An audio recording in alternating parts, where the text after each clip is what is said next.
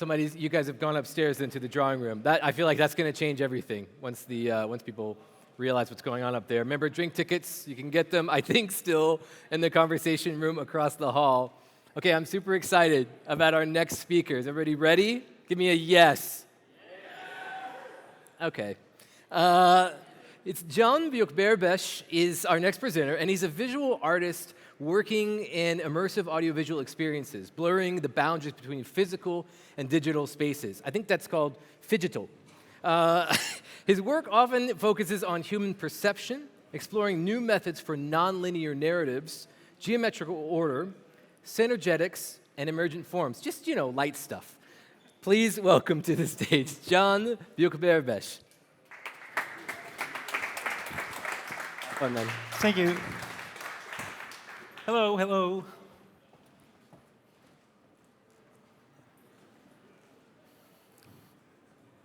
Okay, yeah, I guess we're ready. Can you hear me well?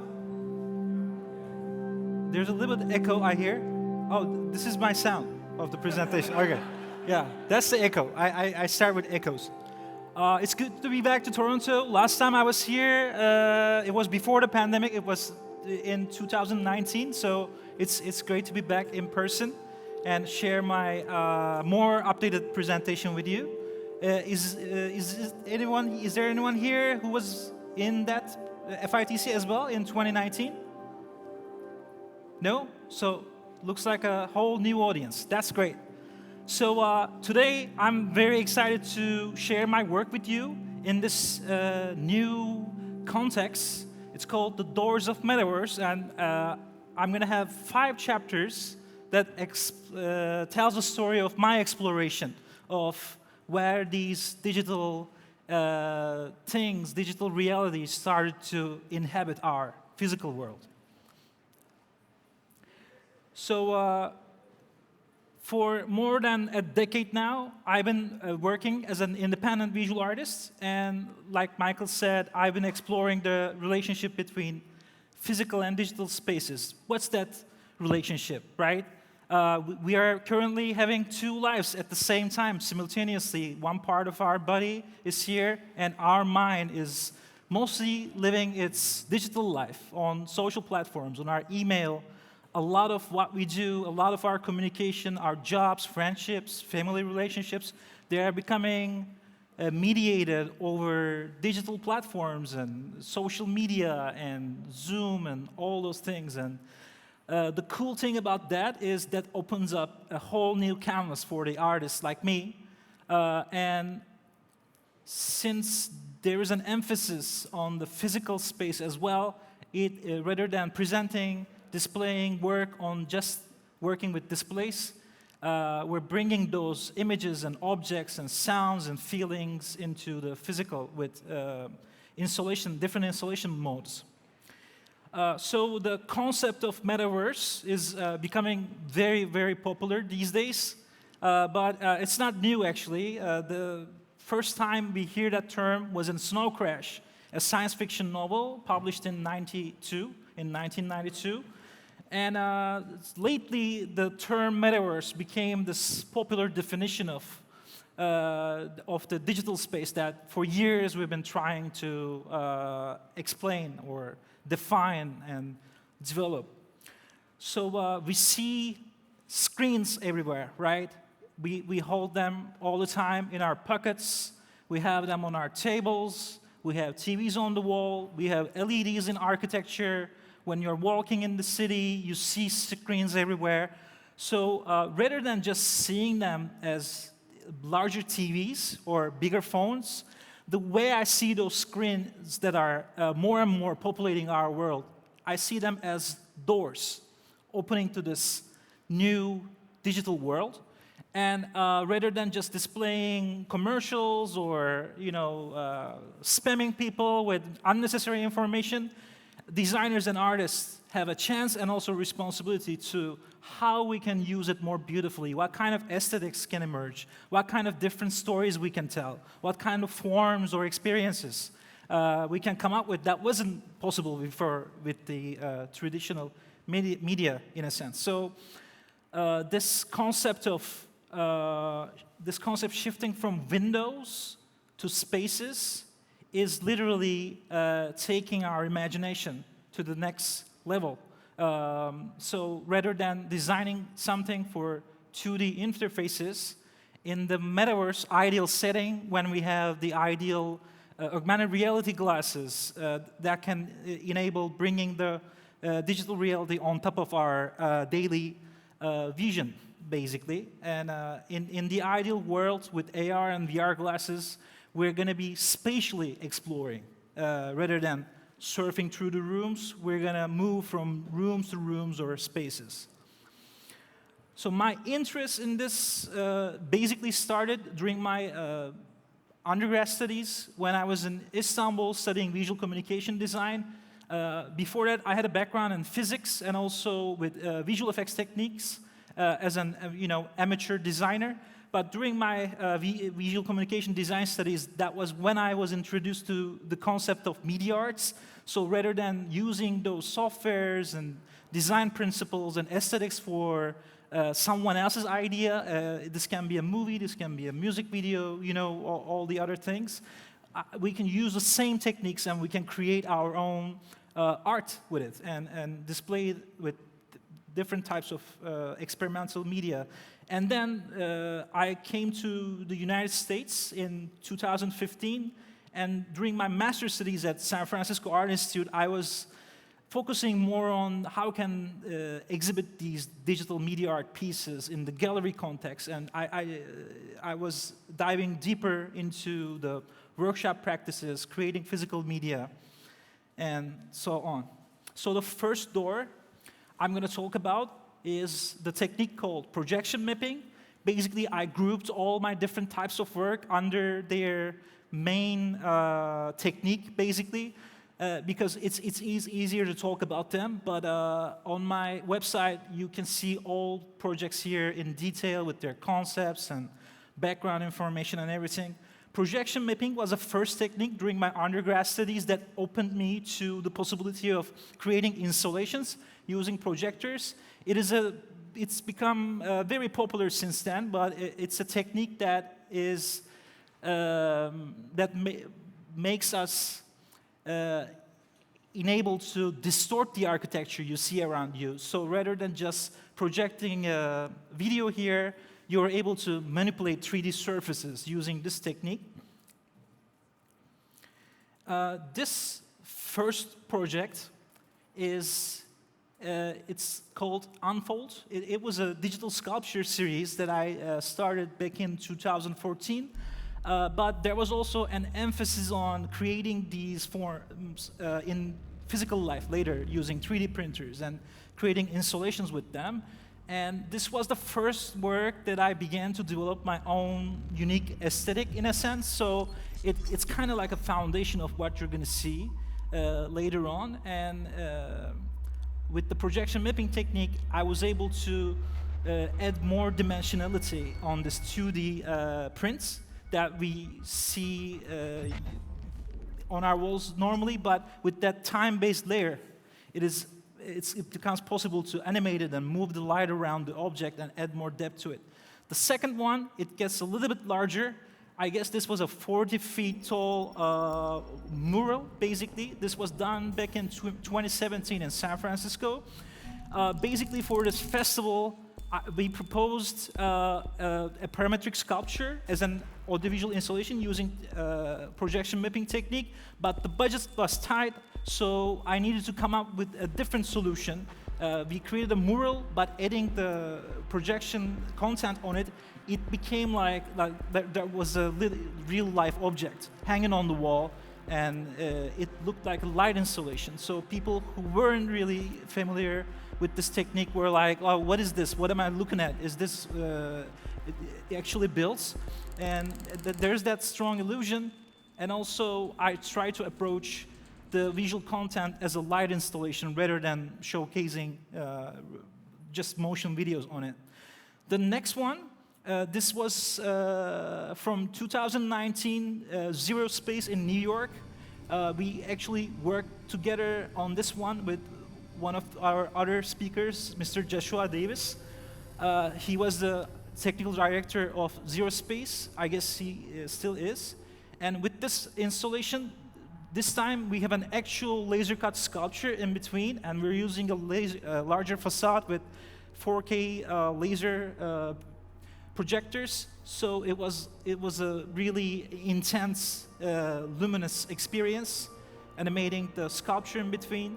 And unique to Zero Space, there was a storytelling in this digital exhibition.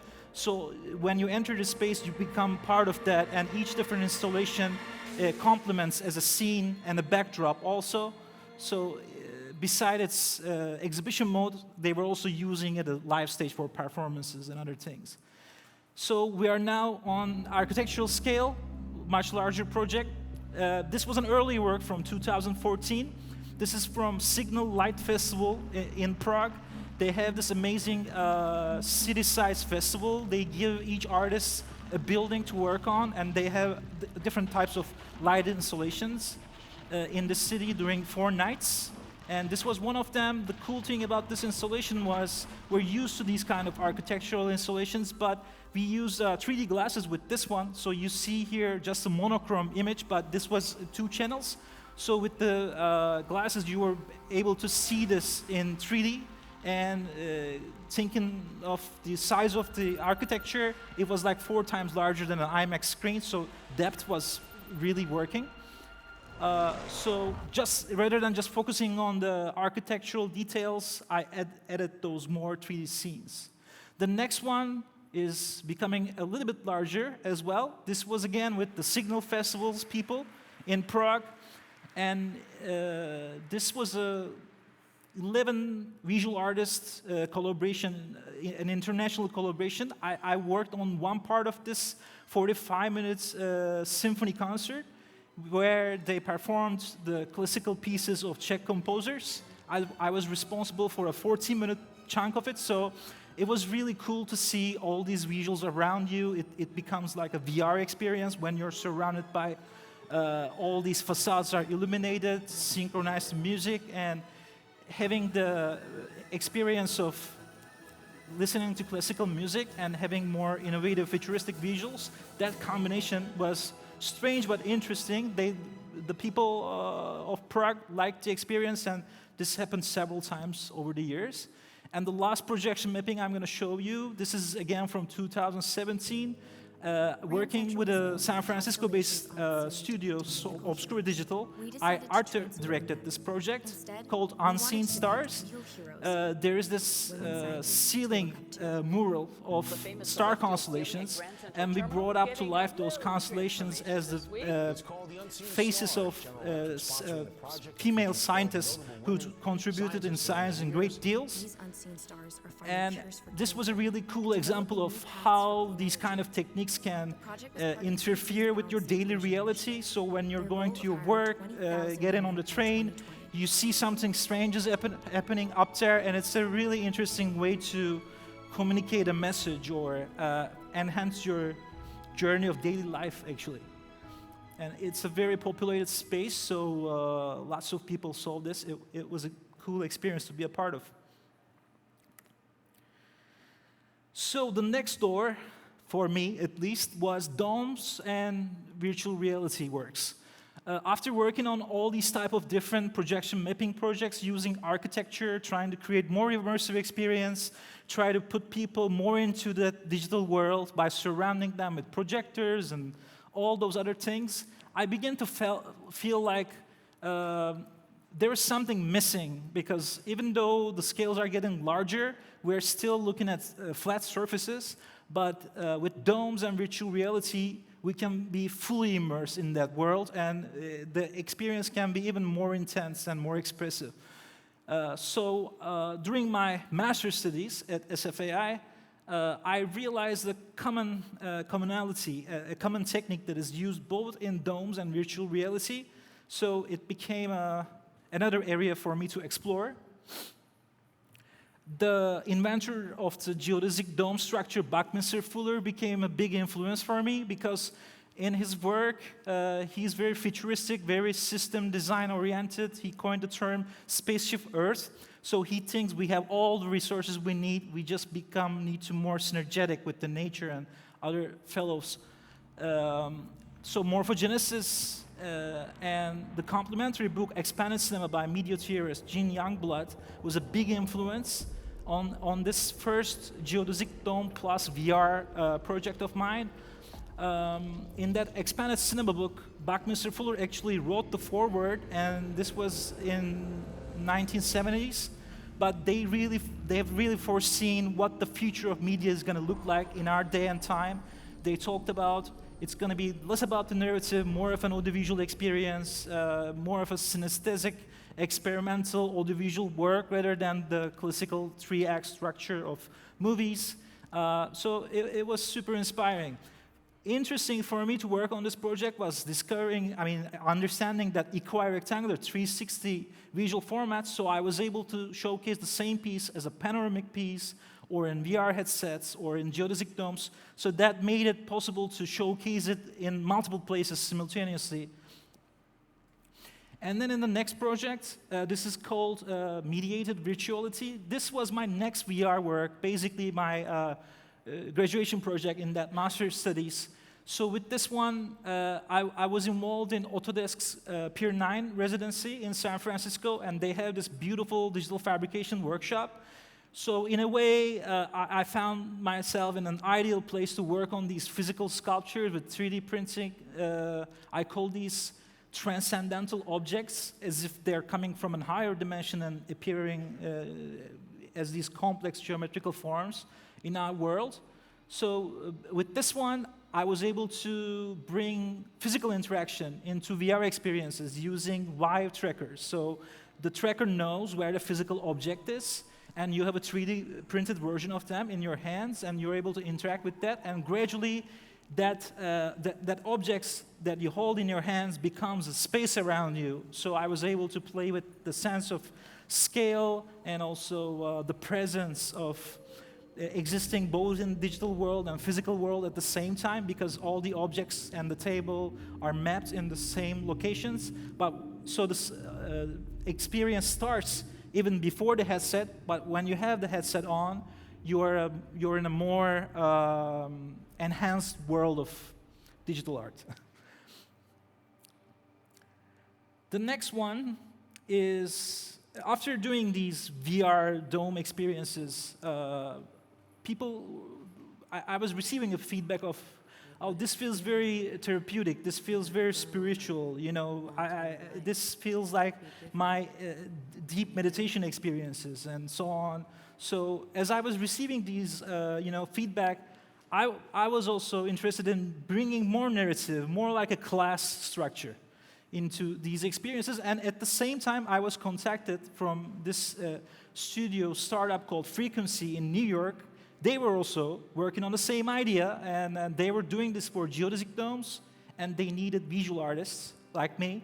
And this was a cool experience to collaborate with wellness teachers and psychologists and bring more narrative structure into these immersive dome experiences, and also involving more like breathing exercises and small yoga, practices inside of that as a collaborative experience. So in a way, you're not looking at the dome all the time, but it becomes more of an environment. So it's less about the visual spectacle, but more about the feeling that puts you inside. And people were having really powerful experiences after just 15, 20 minutes of meditation classes. And the last dome-related project I'm going to show is called MSG Sphere. This is currently being built on right now in Las Vegas, and this is going to be the largest geodesic structure on the planet. And they're calling this the entertainment venue of the future. MSG acquired Obscura Digital, the studio that I was working with, and they completely began to focus on this 360 venue. Basically, inside of the dome is a whole LED presentation, and outside is also lit as well with these LEDs. And I worked on the first demo content for that. and working with this kind of 360 visuals and being able to rotate it around the physical structure, I begin to think like in terms of these are becoming like hybrid reality objects. In a way, with Metaverse, with AR glasses, we're going to be able to see these kind of digital layer on top of everything we see in our daily life. So this was a nice example of what those hybrid reality objects in the future can look like.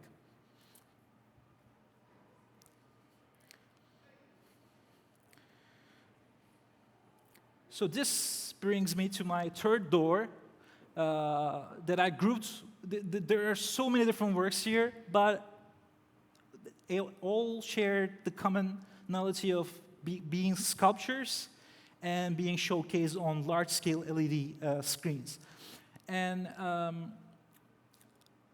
this also, the LED installations are becoming a part of architecture more and more, and they are really powerful, high-resolution displays for artists like me to create these kind of kinetic digital sculptures in a way. So I'm mostly imagining these forms as an actual physical sculpture, and then I'm thinking of how can I bring more animation to it, or do impossible things that real object can't do this with our current material technology, but maybe speculate about the future of those materials, doing impossible geometrical movements and intersections. So the first series I'm going to show here is called Multiverse.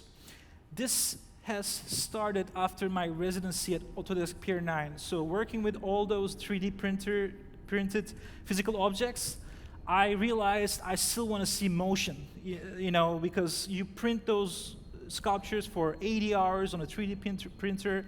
You can only get to a certain scale. It costs a lot, takes a lot of time. So I wanted to just re-explore all those sculptures again, but imagine them in larger scales and bigger, as bigger installations, and doing all these impossible physical things a physical actual installation can't do at the moment. And by setting myself completely free of physical constraints, I don't need to think about, is it going to hold together? How am I going to put this vertically? And all those other physical constraints. It gave me a lot of different ideas to explore. So during that time, Sedition became a platform to present these pieces as digital collectibles. And this was one of the first platforms that I had the chance to work with. This is happening in 2018-ish, so it predates NFTs. This was one of the first times that I was able to present my work now in private spaces rather than public spaces. People were able to stream these digital pieces in their homes and use their TVs as a canvas or frame rather than just having the TV on it or watching TV shows. So with that sensibility, I tried to approach the motion and the feeling and the duration of the loops, all those things, thinking of this is going to display forever. Yeah, like this is going to loop forever. How should I approach it? You know, how can I put this in your home, but still it feels at the background? And one of the first times that an LED screen like this one in MGM National Harbor, this is a 60 feet tall giant LED screen, I was able to showcase these digital pieces just like I imagined them as these digital installations in physical life. So in a way, LEDs, I wasn't still creating this as a physical installation, but the presence of it in the space really felt like these kinetic sculptural ideas were actualized. This is another one in Long Beach City Hall. There's a company in Los Angeles called Standard Vision, and they are focusing on the artistic curation for these kind of large displays that we see in different spaces. It's hard to find the right visuals, find the right art for these displays because these are very exotic resolutions or weird aspect ratios. So licensing my artwork to those kind of companies who are focusing on the curation is also a cool way for artists like me to present my work in different spaces. This one was 2 years ago in Istanbul.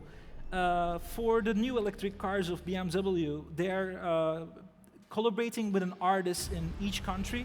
So in London, for instance, like they're collaborating with a British artist, and they're approaching the world of this car from their world. And I proposed a 360 LED installation in a box, basically. So it was very much like a VR/dome experience, but this time created with LEDs. So it's much more brighter and much more tactile in a way, because you see each pixel, so it acts like a light source. This was the next project again with them. This time I used 4 different 2 by 3 meters large LEDs and placed each different work as a loop inside them.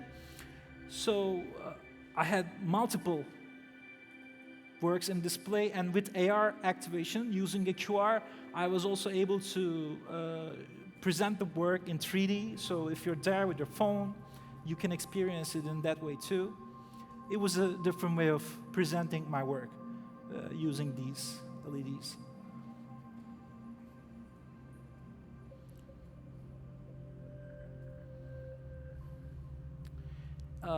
The same work also was shown in Art Basel, Miami, a few months ago. This was a LED monolith, so you can see it from all the different angles. And the last one I'm going to show here is surprisingly another collaboration with an electric car. This is called TOG. This is Turkey's first electric car. They're defining as a smart device because it has all the different features of new technologies, and in it, it has a very wide display, and they wanted to create an art mode for that display, so they have collaborated with different digital artists, and I created this human technology relationship themed artwork, which was inspired by Edward Muybridge's work, and the human ambition of capturing motion and how it opened doors to cinematic arts and other technologies later. It was inspired by that. And showing your digital art inside of an electric car's art mode is a new venue to put your artwork in. So it was an interesting situation to exhibit work. And these are going to be pre-built in the car, so when you have it, you're going to be able to see this.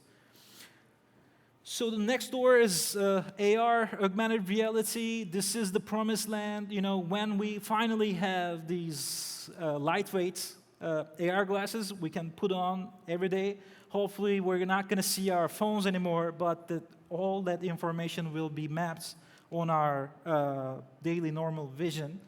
I became interested in this when the first AR kit came out, the summer of 2019. And the next day, when Apple released the AR kit, me and my friend Marpi, we just wanted to make quickly something. We took our laptops, go to the De Young Museum in Golden Gate Park, and then we took 360 images from De Young Museum's park, and we were able to feed this in Unity and use them as reflection maps. So we were able to place these people in the real space and reflect the surrounding as if really there. And during the same time, Adobe approached me, and they were working on this AR software called Project Aero, and they started a residency program. And the interesting for me was to be a part of that software development process as an artist and work with these different implementations of AR. How can I bring my previous experiences in VR or domes into this one, this time, and report to the software team that what would artists need and what would designers need as a tool, what would people do mostly in AR, so they can create a tailor-made program for artists and designers. After experimenting with that, sculptures in the space and walking around with iPads, Since I'm so used to work with larger displays, having an AR experience inside of a tablet doesn't seem very immersive to me. So for the residency's final exhibition, I came up with these face tracking installation. Because AR has two modes right now. One is more on the front camera, and the other one is in the back camera. Face recognition seemed really interesting, and I collaborated with an opera singer, and she performed with this face tracking thing going on, and it seemed like a cool way to enhance a performance experience using this. The last one is, again, from the Metaverse series, that LED installation I did. I also created these digital prints along with the experience, and there's a QR code. You scan it, and you can see the 3D forms on the prints in your phone and explore a 3D form. Actually, I have a few of these with me, and I'm going to try to scan this. Let's see if this works here.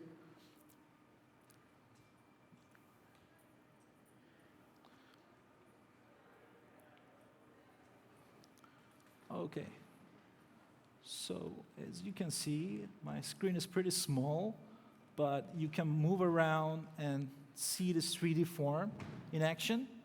And if you meet me outside at the meeting room over there, there's going to be some of these prints.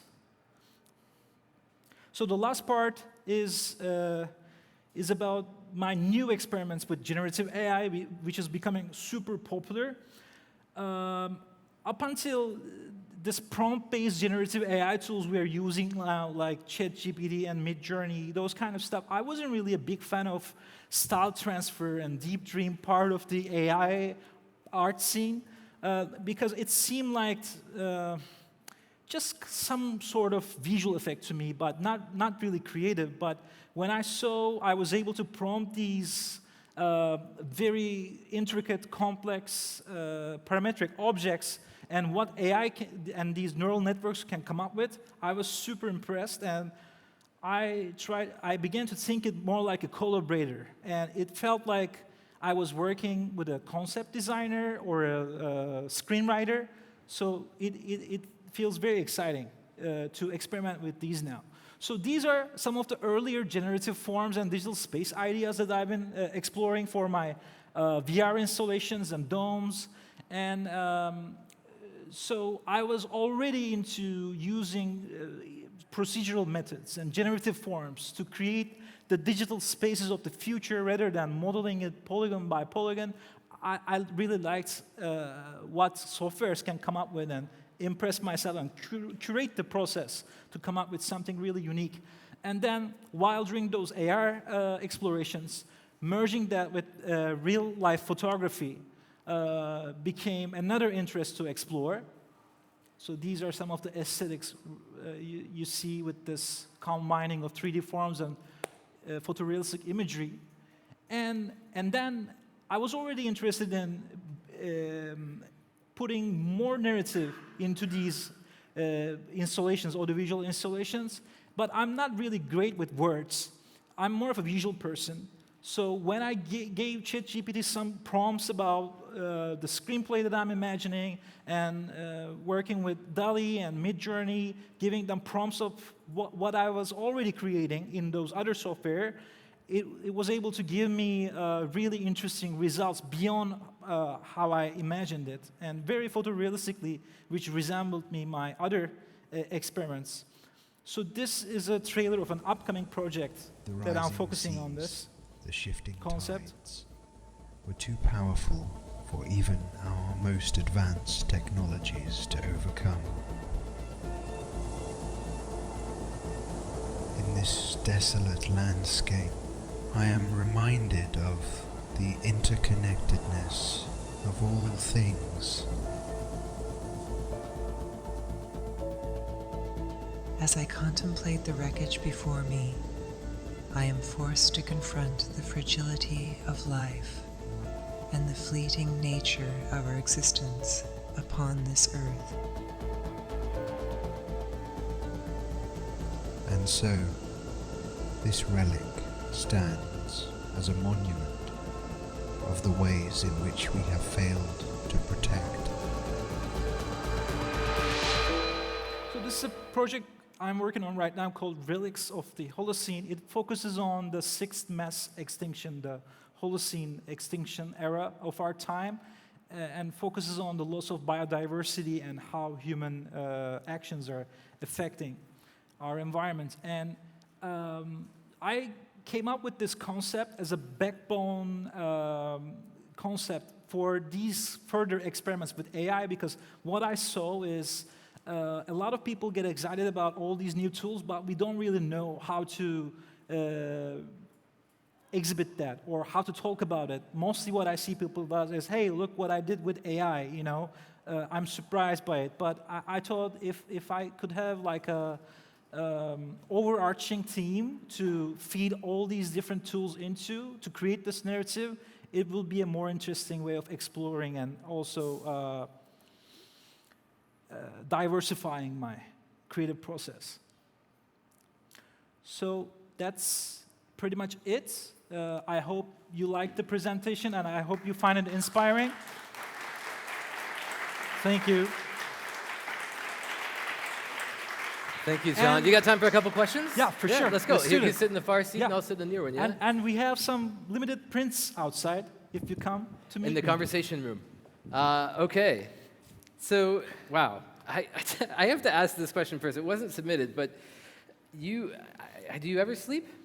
I mean, I slept for 1 hour before my 10-hour flight. So It's just, you're making so much work. I don't understand. How many projects do you have going at one time? it's a lot.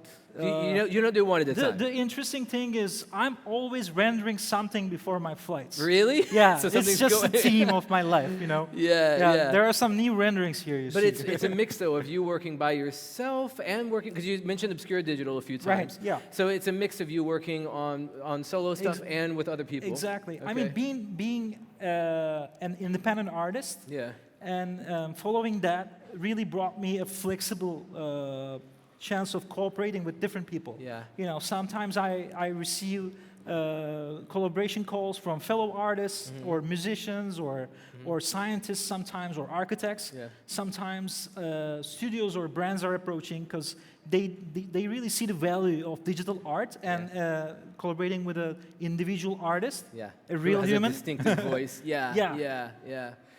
It's very super flexible. inspiring. It's a little. I mean, you showed so much work. But it's really created in, I mean, a relatively small period of time too. It's only going back just several years. It's really amazing. So what pushes you to? This is from somebody online. Thank you for submitting this question. What pushes you to produce something the most? What kind of inspires you to keep going? What is that? Yeah. I think innovation, basically. You know, whenever a new technology comes, I love technology. You want to play with the new stuff. Yeah. Because I developed my own practice around that. Yeah. So whenever something new comes up, I have a developing sense of how can I approach this? How can I do something with this new thing that wasn't possible to do before? So when you kept pushing that, I think it gets you more creative and explorative. Yeah. Do you feel, I feel like so much of what you're working on is not just the creation of an experience, the visuals, but also the presentation of that experience. I mean, you even said your MFA was focused on that, right? Like your Right. thesis was like, how do we experience these things? Do you feel that you're searching for, like, you said the holy grail is AR, right? It's like, I feel like what we need for your art doesn't exist yet. It's like there's some mode that we're going to experience your art in. That doesn't exist. Do you feel like you're searching for that? Is that why you're so I think interested so. in technology? You know, I feel like we never know what will come next in 10 years or 20 years, Yeah. what kind of tools we're going to able to have. But imagining these kind of digital ideas as if they're going to happen for sure in 10 years, so then when it becomes available, we're going to be able to already showcase our, you know, all the ideas that we've been working on. Yeah. So I'm always imagining what kind of new technology be there in 10 years, so that these kind of works we can translate into. Yeah, I mean, it was interesting because you showed your dome work, and then you had a realization that, hey, this works on screens too, right? And so Exactly. that kind of mentality of like, okay, you can just, it's modes, I suppose, of presentation. Okay. Another question from online. what made you rethink or transform your productions and working practices today? I guess we're looking for, have you had these kind of paradigm shifts in your life that have made you really rethink things? Yeah, that master's studies that I mentioned was a very significant time in my life because I was working both on physical installations and also digital installations. So I was able to easily compare how much gigs that I can get with this one. Yeah, You know, yeah. I have this beautiful sculpture, but I can only show it in the city in 3 different galleries, you know, Yeah. because logistics and budgets and blah, blah. Yeah. But I was able to just send the Google Drive link to Tokyo for a dome installation over there and Yeah. to Italy another panoramic installation. So that kind of digitization made me realize, hey, like, I'm able to reach to more places with this kind of work. And then gradually I began to feel like, hey, I can actually live anywhere. I don't need to be in a certain place. So I'm moving toward in that digital paradigm, experimenting in my life first, Yeah, yeah. and then try to tell the story of it through Yeah. the frame of art, you know. Can I ask, maybe this is too personal, but you know, you're in Turkey. I'm guessing you were there during the earthquake recently. Yes, yeah. Did that inform at all this project you're working on now? I think it set a moods for me Yeah. lately. Yeah. Because Yeah. all those kind of things makes you think, you know, more far in the future. If we're gonna ever exist Yeah. in 10,000 years, Yeah. and what are gonna be the relics we leave behind Yeah. after all that time? Yeah. I think those recent events put me in a mood I to bet. Yeah. Okay. come up with something like that. Yeah. Well, what's the biggest challenge facing you right now? Do you have something that you're grappling with, that you're trying to get over, or is it all just kind of leading, you know, effortlessly one project after the other?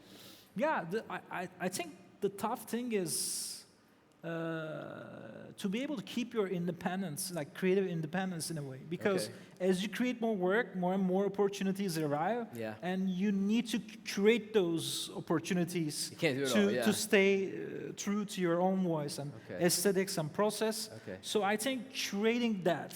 Yeah. So it's not is a not technical easy. challenge. It's more of a challenge of curation and choosing your next project carefully. And also, what you know, how I want to operate my life, you know, as an individual artist or as a studio or like bigger collaborations, smaller collaborations, like what is the ideal way of keeping me more creative and more independent? I think I'm pursuing that, and that doesn't always apply to real life, you know, more independence and more creativity. Yeah, yeah. Okay, that's great. Well, thank you so much, everybody. thanks. A round of applause for John. Thank you. John's actually going to be doing some visuals downstairs. Yes, yeah. So we got one more talk. Okay, Brendan Dawes is going to come. So you're not going to miss that. And then after Brendan, you're going to go downstairs to the Longboat Hall, I think is what it's called, and be doing some visuals for the mixer down there. So I'll see you back here in 15 minutes. Okay, 4:55, something like that. Yeah, cool. Thank you. Thanks, John. That was awesome.